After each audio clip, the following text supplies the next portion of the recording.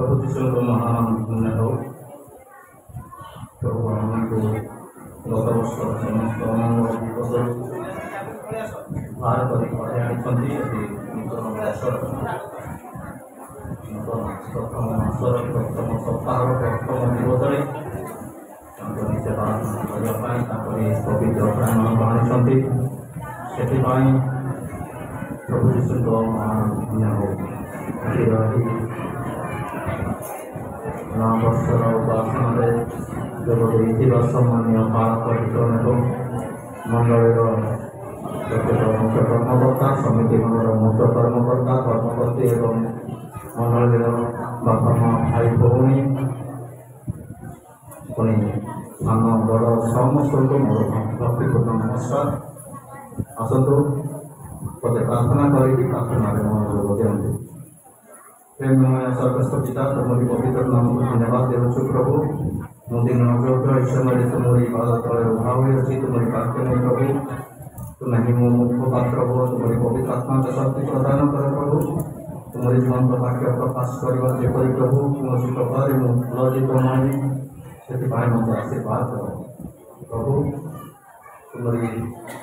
लोक मैंने तुम पाद तले बसुँच स्थिरतार बसवाई तुम्हारी से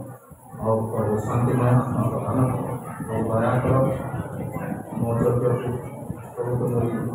पवित्र पाद तले रखी प्रार्थना प्रभु विष्णु नाम मांगे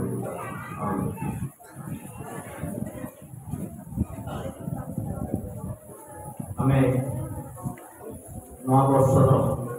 प्रथम दिवस प्रभु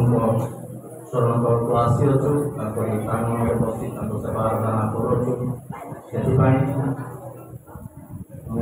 कथा कहि आम समस्ते आनंद अच्छु कि हाथ उठातु नवा वर्ष आम पदार्पण कर आनंद नहांती हाँ धन्यवाद समस्ते आनंद अच्छा जहा हो आम निश्चित भाव में आम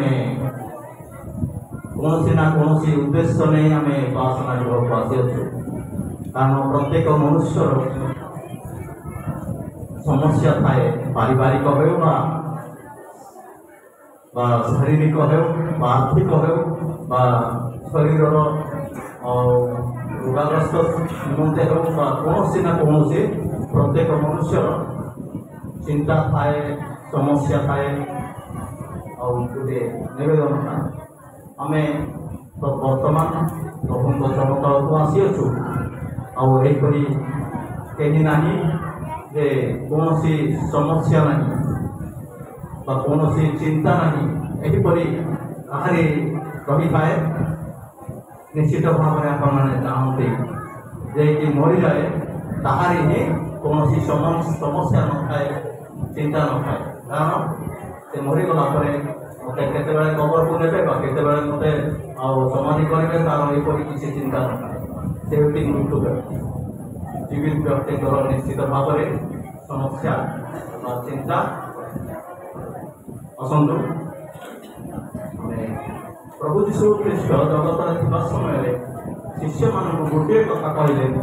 कौन भाई साहाଯ୍य करदे जौहन पुस्तक 14 अध्याय 15 पद जदि तुम्हें माने मते प्रेम कर ताले मोर आज्ञा सब पालन करिवो प्रभु जीशु यही कथा शिष्य मान कौन कहले जदि तुम्हें माने मते प्रेम कर ताले मोर आज्ञा सब पालन करिवो आदि प्रभु जीशु को केते लोक प्रेम करते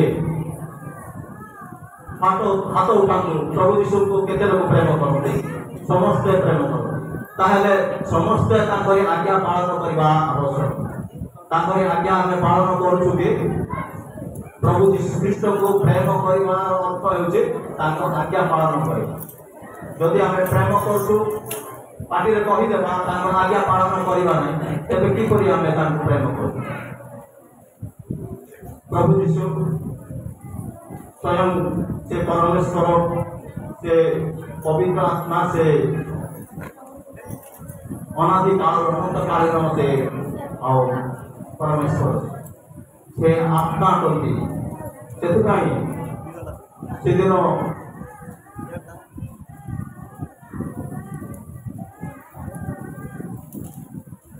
ଯୋହନ 4:24 ପଦରେ ଦେଖିବାକୁ ଈଶ୍ୱର ଆତ୍ମା ପୁଣି ଯେଉଁମାନେ ତାହାଙ୍କର ଉପାସନା କରନ୍ତି ଆତ୍ମାରେ ଓ ସତ୍ୟର ଉପାସନା କରିବା ସେମାନଙ୍କର ଉଚିତ। ସେଥିପାଇଁ ଆମେମାନେ ଯଦି ସତ୍ୟରେ ଆତ୍ମାରେ ଉପାସନା କରିବାକୁ ଆସିଅଛୁ, ଆମେ ଗତ ବର୍ଷର କାର୍ଯ୍ୟ ସଫଳ ଆମମାନଙ୍କର କି ପ୍ରକାର ସତ୍ୟ ଆତ୍ମାରେ କି ପ୍ରକାର ଆତ୍ମାରେ ଆମେ ଉପାସନା କରିଥିଲୁ, ଆମମାନଙ୍କର କି ପ୍ରକାର ଫଳ ଆମେ ଜୀବନରେ ଆମେ ଆଣିଥିଲୁ। ଆତ୍ମିକ ଫଳ ନା ଶାରୀରିକ ଫଳ? ଶାରୀରିକ ଫଳ ଆମେ ନିଶ୍ଚିତ ଭାବରେ ଜାଣୁ। ଆଉ ଯଦି ଆତ୍ମିକ ଫଳ ପ୍ରଭୁଙ୍କୁ ଆମେ ଯଦି ପ୍ରେମ କରୁ, ତାପରେ ଆତ୍ମିକ ଫଳ ଆମେ ଆମ ଜୀବନରେ ତାହା ପ୍ରକାଶ କରିବାର ରହିଅଛି। ଗତ ବର୍ଷରେ ଆମେ ଯଦି ଆତ୍ମିକ ଫଳରେ ପ୍ରଧାନ ହୋଇନାହୁଁ, ଆମେ ନିଶ୍ଚିତ ଭାବରେ ଆମେ ଆଉ ତାଙ୍କରି ଦଣ୍ଡର ପାତ୍ର। କିନ୍ତୁ ପ୍ରଭୁ ଆମମାନଙ୍କୁ ଦଣ୍ଡ ଦେଇନାହାନ୍ତି। ଗତ ବର୍ଷରେ ଆମମାନଙ୍କୁ ଉଦ୍ଧାର କରି ବା ଅନୁଗ୍ରହ କଲେ। ଅନୁଗ୍ରହର ଅର୍ଥ ଯାହା ଆମେ ପାଇବା କଥା ନାହିଁ ତାହା ଆମେ ପାଇଲୁ। ଆମେ ବଞ୍ଚିବା କଥା ନାହିଁ, ଆମେ ବଞ୍ଚି ଆସିଅଛୁ। ଆମମାନଙ୍କୁ ଅନୁଗ୍ରହ କଲେ ଏହି ନୂତନ ବର୍ଷ ଗୋଟେ ଦେଖିବାକୁ ଦେଲେ। ଆଉ ତାଙ୍କରି ଆତ୍ମିକ ଫଳ ଯଦି ଆମମାନଙ୍କ ଜୀବନରେ ଆମେ ଫଳିଅଛୁ, ଗାଲାତୀୟ 5:22 ପଦରେ ଦେଖିବାକୁ ପାରିବା। କୌଣସି ଭାଇ ସାହାଯ୍ୟ କରିଦେବେ। ଆତ୍ମାଙ୍କ ଫଳ ପ୍ରେମ, ଆନନ୍ଦ, ଶାନ୍ତି, ଦୀର୍ଘସହିଷ୍ଣୁତା, ପରୋପକାରିତା,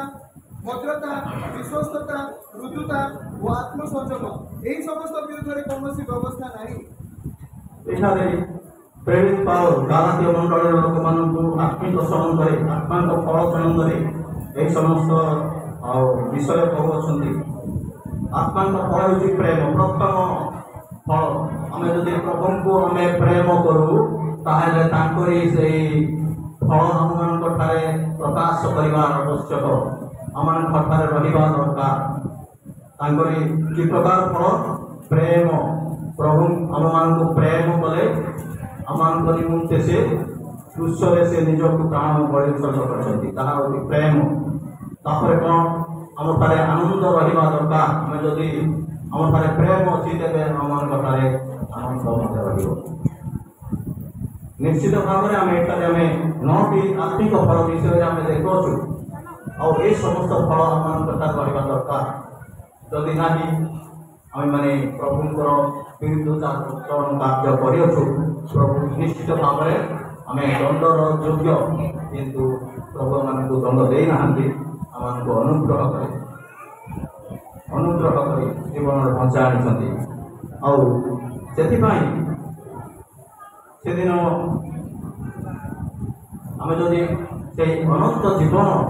ଅଧିକାର ହେବା ପାଇଁ ହେଲେ ତାଙ୍କରି ସେ ଆତ୍ମିକ ଫଳ ଆମମାନଙ୍କ ଠାରେ ପ୍ରକାଶ କରିବାର ରହିଅଛି। ଆଉ ସେଦିନ ଜହନ ଯୁଗ ଆମମାନଙ୍କ ନିମନ୍ତେ ଗୋଟେ ଆଉ ମନ ପରିବର୍ତ୍ତନର ଶିକ୍ଷା ଦେଲେ। ଆଉ ସେହି ଶିକ୍ଷା ଦେଖିବାକୁ ପାରୁଅଛୁ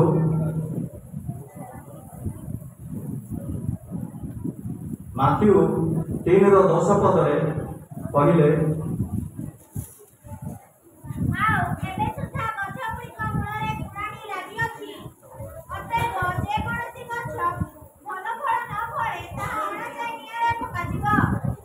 ଏଠାରେ ଆମେ ଦେଖିବାକୁ ପାରୁଅଛୁ ସେଦିନ ଯୁବକ କହିଲେ, ଆଉ ଏବେ ସୁଦ୍ଧା ଗଛ ଗୁଡ଼ିକ ମୂଳରେ କୁଆଡ଼େ ଲାଗି ଅଛି। ଅତଏବ ଯେକୌଣସି ଗଛ ଭଲ ଫଳ ନ ଫଳେ ତାହା ଅଣାଯାଇ ନିଆଁରେ ପକାଯିବ। ଆମେମାନେ ଗତ ବର୍ଷର ଯେଉଁ ସମସ୍ତ ଆଚାର ବ୍ୟବହାର କାର୍ଯ୍ୟକଳାପ ଆମେ କ'ଣ ଭଲ କାର୍ଯ୍ୟ କରିଛୁ କି? କଦାପି ନୁହେଁ।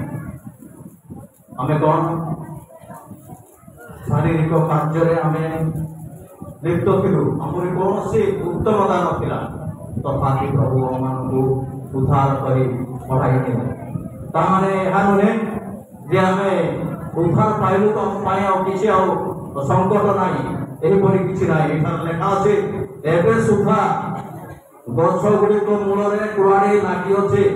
आम बंची गलु तो आउ किसी हेब ना एपरी भावतु ना कुआड़ी गछ मूल लगी बोले निश्चय अणाଯିब तेणु आम मैंने मन परिवर्तन करवा निहाती आवश्यक आउ प्रभु को ग्रहण करवा अनुताप करवा से दिन प्रभु आगमन विषय जानी शास्त्री फारूसी माने द्वितीय आगमन कि प्रकार प्रथम दिन में बंचवा यह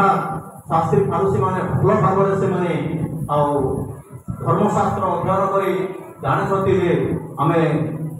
पर्यंत आम बाप्तिस्म नेबा ना तेज आम से उद्धार पाइपर ना से दिन युवक जन जर्दन नदी में जो से ग्रहण कर सात पद देखो 3:7 पद किंतु फारूसी और साधुकी मानक मध्यरु अनेक बाप्तिस्म निमंते आसुछंती एहा देखि से सेमानकु कहिले रे कालसर्पर वंश आगामी प्रभु पलायन करिबा निमंते के तुम मानकु चेतना देला एनु मन परिवर्तन उपयुक्त फल उत्पन्न कर एठारे देखिबा पारुछु जेते बेले कि युवक जन से बाप्तिस्म देउछंती शास्त्री फारूसी माने से माने जाने जे कहीं आमर प्रथम दिन में उद्धार पाइबार समय तेणु से माने जाउछंती बाप्तिस्म नेबाई बाप्तिस्म नेबा पूर्व जन युवक से देखि कहउछंती फारूसी साधु मानक मध्य साधु साधुकी मानक मध्य अनेक बाप्तिस्म निमंते आसुअछंती ଏହା देखि से मानक कहिले रे कालसर्पर वंश आगामी क्रोधर पलायन करने निमंते किए तुमको चेतना देला देखु साधु फारूसी मैंने जानी बाप्तिस्म नेले आमर मुक्ति ना उद्धार ना से बाप्तिस्म नेबा जाऊा समय युवक जन कहते तुमको किए तुमको यह चेतना देला तुम्हें जदि मन परिवर्तन करना बाप्तिस्म तुमको किपर दिया तुमको किए यह कह तुमर आत्मिक फल कहीं साधु के फारूसी मैंने धर्मशास्त्र अध्ययन करेंगे शिक्षा देवे किंतु से पालन करेंगे ना तेणु से कहते तुमर आगामी क्रोधर पालन करने निमंते किए तुमको चेतना देला एणु मन परिवर्तन उपयुक्त फल मन परिवर्तन उपयुक्त फल हूँ प्रेम प्रथम आम प्रेम अच्छी कि मन परिवर्तन आम जदि आम करूँ तेरे आम मन प्रेम रहा आवश्यक आनंद रहा आवश्यक आम गालाती पुस्तक से केतेक 9टे आम विषय आम देखिलु से सब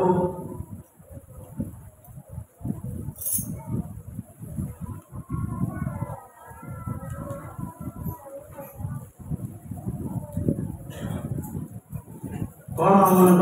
आनंद शांति दीर्घ सहिष्णुता परोपकारिता यही समस्त फल आम अच्छी आम मन परिवर्तन कर प्रभु को प्रेम करुचु आम किपर प्रेम कर तो प्रेम ना परस्पर प्रेम ना आम प्रभु को किपर आम प्रेम करवा से दिन युवक जन कहले किए तुमको मन परिवर्तन तुम्हें मन परिवर्तन उपयुक्त फल उत्पन्न कर तेबे तुम्हें बाप्तिस्म हेबा योग्य मन परिवर्तन उपयुक्त फल होती प्रेम दीर्घ सहिष्णुता परोपकारिता ये समस्त 9 फल मान रहा आवश्यक प्रिय बंधुगण आम गत वर्षर समस्त कार्य अनेक प्रभु विरुद्ध कार्य कर प्रभु आमको आउ गोटे वर्ष बचा देवे ताने आम कौन दंड ना यह नुहे एवं गछ मूल कुड़ाड़ी लगी अच्छी से मन परिवर्तन करने आम निहाती दरकार।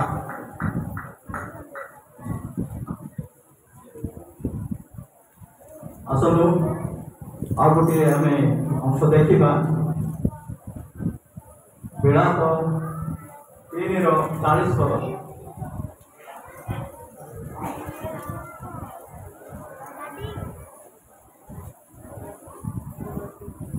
आम्भे मैंने अपना अपना पथ अनुसंधान और परीक्षा करूँ पुणी सदाप्रभु प्रति फेरू। एठारे यिर्मयाह को विलाप से एठारे कहउछन्ति यिर्मयाह भविष्यत वक्ता कौन कहउछन्ति आम्भे माने अपना अपना पथ अनुसंधान और परीक्षा करूँ पुणी सदाप्रभु प्रति फेरू। आमर पथ गत वर्षर जो समस्त कार्यकलाप अनुसंधान करने पड़े आम जो समस्त अयोग्यता कार्य करूँ पापमय कार्य करूँ से कौन अनुताप करने आवश्यक मन परिवर्तन करने आवश्यक। यिर्मयाह भविष्यत वक्ता कहते पुणी समस्त कलापर तुम्हें माने सदा प्रभु प्रति फेर तेरे तुम्हें रक्षा पाइब। मु अधिक समय नेबी ना आम सब देखो आम चारिपट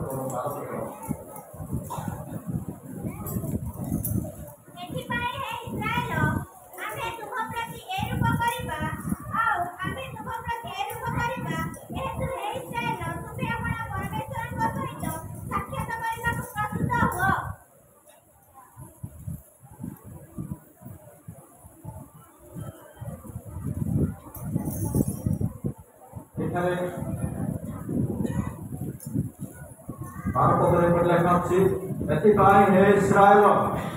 आम्भे तुम प्रति ए रूप करवा आम्भे तुम प्रति ए रूप करवा यही हेतु हे इस्राएल तुम्हें अपना परमेश्वर सहित साक्षात करने को प्रस्तुत हुआ। आम सदाप्रभु सामने उपस्थित होगापाई आम प्रस्तुत हो चुके किपर प्रस्तुत आम मन जदि पाप अच्छी आम साक्षात कर कि सदाप्रभु निकटवर्ती होगापाई पवित्रता आवश्यक। जड़े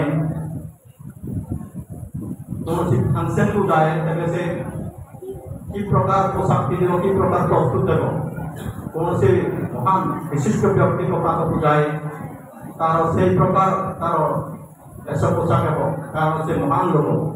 ऊपर अधिकार प्राप्ति लोगों निकट जब जाती से प्रकार से प्रस्तुत करती आम जीवित परमेश्वर निकट को आम छान को जावा आम कि प्रकार प्रस्तुत है आवश्यक। प्रिय बंधुगण आम प्रस्तुत पवित्र आत्मा द्वारा प्रस्तुत है हृदय मलिनता को आम धोई शुचि हृदय आम प्रभु को स्थान को जावा तेरे आम आम मिसी पार प्रभु निकट को आम जापर आम पापमय हृदय नहीं आम केवे निकट को जापर जदि से 5 पद देखा से आम 5 पद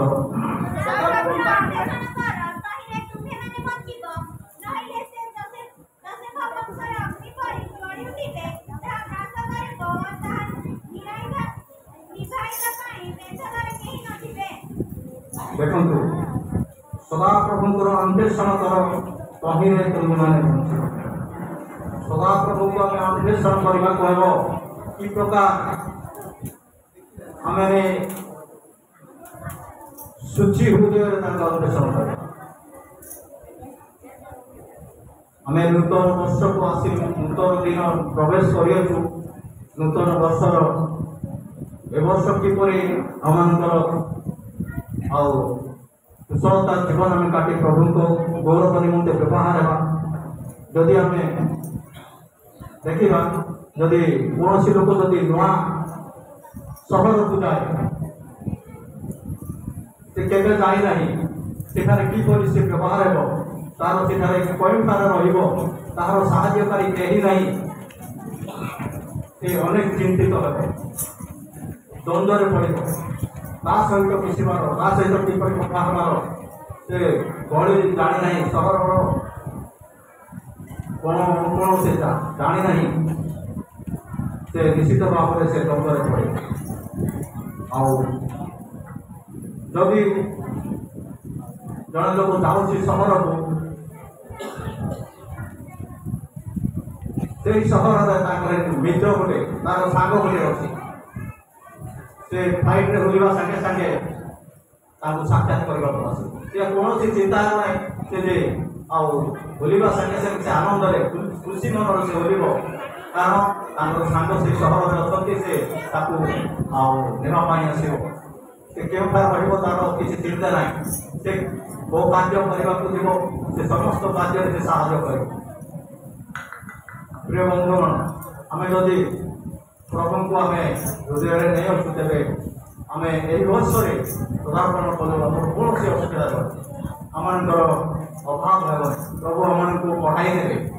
जदि आम हृदय में प्रभु प्रभु विच्छिन्न हो प्रभु आम को साहाय्य करने तेणु आम मन परिवर्तन करवा पवित्रता जीवन यापन करवा पुनर्जीवन काटवा तेरे आम मैंने प्रभु को निकटवर्ती प्रभु यही 2023 वर्ष गत वर्षर अनेक विपद रोग संकट उद्धार कर आनी गत किसी दिन तले दुर्घटनाग्रस्त होती सेठारे मरिया कथा कि प्रभु मत उद्धार कले ताने मत विपद ना कि अच्छे मन परिवर्तन करने आवश्यक प्रत्येक चाहिए प्रत्येक मनुष्यर समस्या अच्छे विपद अच्छे ताने आम बची अच्छु जे आम किसी हम ना यह चिंता करवा ना निश्चित आम प्रत्येक मुहूर्त आम विपद रही अच्छे तेणु प्रभु को आम स्मरण कर हृदय प्रथम स्थान देवा पवित्रता जीवन बांटा आने निश्चित रक्षा पाइबा जगत में रक्षा पाइबा संगे संगे आम से पवित्र आत्मा साहाय्य आगमन सहित प्रभु यही संगीत वाक्य आशीर्वाद करूँ